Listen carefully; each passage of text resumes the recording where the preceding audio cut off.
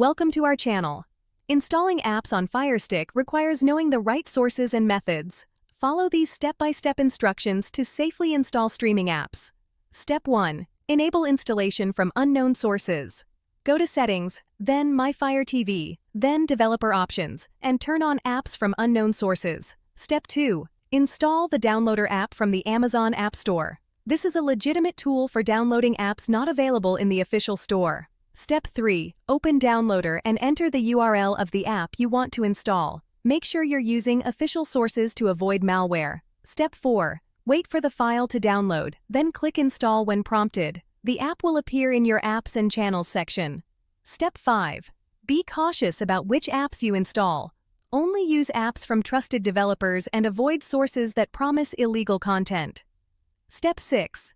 Keep your Firestick updated with the latest software to ensure security and compatibility with legitimate streaming services. Step 7. Consider using a VPN for privacy, but remember that VPNs don't make illegal streaming legal.